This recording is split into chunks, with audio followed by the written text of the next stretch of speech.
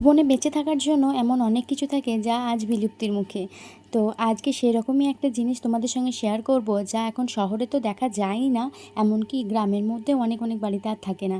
So hello everyone, কেমন আছো তোমরা সবাই? আশা করছি সকলে ভালো আছো। আমার আরও একটি নতুন ভিডিওতে তোমাদের অনেক অনেক স্বাগত। আশা করছি আমার আজকের এই ভিডিওটা তোমাদের অবশ্যই ভালো লাগবে। তো চলো শুরু করা যাক আজকের ভিডিওটা। আজকে সকালবেলায় আমি খাচ্ছিলাম চা। আসলে ঠাকুমাদের বাড়িতে গিয়েছিলাম চা খেতে আর বাবুকে দিয়ে আসতে। তারপরেই দেখি ঠাকুমা কলাই ভাঙছে।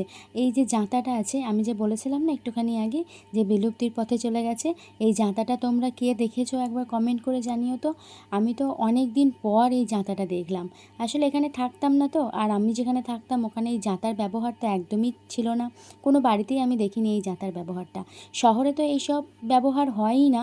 এমনকি গ্রামের মধ্যেও অনেক অনেক বাড়ি আছে যাদের বাড়িতে এইসব হয় না। আসলে আমাদের এই গ্রামের এই সাইডটাতে এই যে ডালগুলো, এই শস্যগুলো অনেক হয়। তো আমাদের বাড়িতে কিনে নেয়, তারপরে এই যাতায় ভেঙে রোদে শুকিয়ে আবার সেগুলোকে খোসাগুলোকে তুলে তো সেগুলোকে আবার ঠিকমতো একদম সম্পূর্ণ পরিষ্কার ডালে পরিণত করা হয়। তো ছোটোবেলাতে অনেক দেখতাম, মানে ছোটোবেলাতে আমি যে ঢেঁকি হয় চাল ভাঙার সেটাও দেখেছি, কিন্তু এখন আর সেরকম কিছুই দেখা যায় না। তো আমি তো এর ব্যবহার জানি না, তাই ঠাকুমার কাছে একটু শিখছিলাম। আশা করছি আমি ভবিষ্যতেও এরকমভাবেই কাজ করব, আমার শাশুড়ি মা যেরকম কাজ করে তো সেই রকম আমিও করার চেষ্টা করছি। শাশুড়ি থেকে তো শিখতে হবে, কেননা পরবর্তী তো প্রজন্মটা আমাকেই এগিয়ে নিয়ে যেতে হবে। তারপর আবার আমার ছেলের বউ যখন আসবে, ওর মন হলে করবে, না হলে করতে হবে না। তারপরে এইদিকে ভাঙাভাঙি করে আমি একটুখানি ঝেড়ে নিচ্ছিলাম, আর একটা ভুলবশত আমি উল্টো করে যে কুলোটা হয় সেটা ধরেছিলাম। তারপর ঠাকুমা ঠিক করে দিল। তারপরে খাওয়া দাওয়া করে চান টান করে আজকে হঠাৎই মায়ের বাড়ি গিয়ে একটু ঘুরে আসলাম। আসলে মা বলছিল যে আজকে দুপুরে আসতে, তারপরে খাওয়া দাওয়া করে আবার সন্ধ্যাবেলা চলে আসতে। তো সেই মতো শাশুড়ি শ্বশুরকে জিজ্ঞাসা করলাম যে আমি কি যাব। ওনারা বললেন যে যেতে। আমি বেশিরভাগ ওদের কাছে পারমিশন অতটা নিই না, কিন্তু এক এক সময় মনে হয় যে জিজ্ঞাসা করি। হঠাৎ হঠাৎ করে গেলে পারে তো বাড়িতে কাজ কর্মের তো একটু গোছগাছ থাকে, সেই জন্য একটু জিজ্ঞাসা করে নিলাম। তো তারপরে ওই যে মায়ের কাছে যাব বলেছি যখন, মা জলখাবেলাতে যা যা রান্না করেছিল মুড়ি খাবারের জন্য আমার জন্য রেখে দিয়েছিল। তো সেই জন্য ওটা ছিল মোচার বড়া। আমাদের তো কলার বাগান আছে, সেখানে মোচা হয়েছিল। তো সেই মোচার বড়া করেছিল আর আমার জন্য রেখেও দিয়েছিল। হ্যাঁ, আমি মুড়ি খেয়ে গিয়েছিলাম ঠিকই, কিন্তু মা আমার জন্য রেখে দিয়েছে।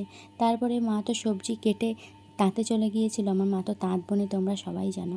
তো মা বলেছিল যে আমি 12টার সময় আসবো, দিয়ে রান্না করে নেব, তোকে এসে কিছু করতে হবে না, তুই একটু শো বা একটু রেস্ট কর বা একটুখানি ফোন ঘাঁট, কিছু একটা কর। আমি 12টার সময় আসবো, 1 ঘন্টার ব্যাপার, তারপর আমি সব করে নেব। মা যখন চলে গেল তখন তার আগেই বাবু কিন্তু মায়ের কাছেই ঘুমিয়ে গিয়েছিল। মা বাবুকে শুইয়ে দিয়ে তারপরে গিয়েছে।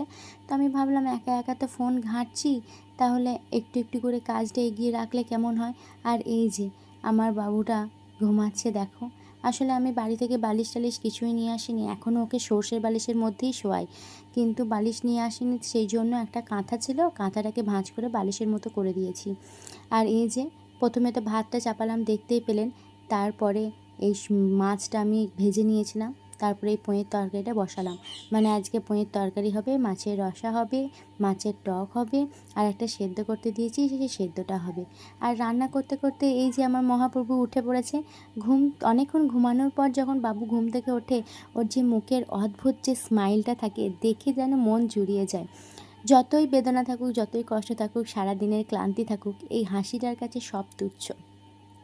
এই রকম হাসি যখন দেখি তখন মনে হয় যেন আমার বাবু কতই না ভালো, কিন্তু ও যে কত বড় বদমাশ হচ্ছে সেটা তো একমাত্র আমিই জানি।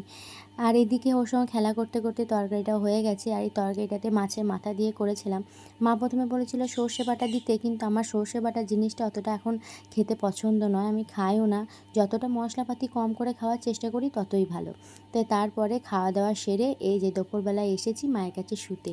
আসলে তার মাঝখানে মা রান্নাটা করে নিয়েছিল, কেননা বাবু ওঠার পর তো আমি আর কিছু করতে পারিনি, তাই মাই করে নিয়েছিল। আর এখন শুয়ে আছি, আর আমি এই যে দেখালাম আমার চুলটা কীভাবে আমি রেখে আছি।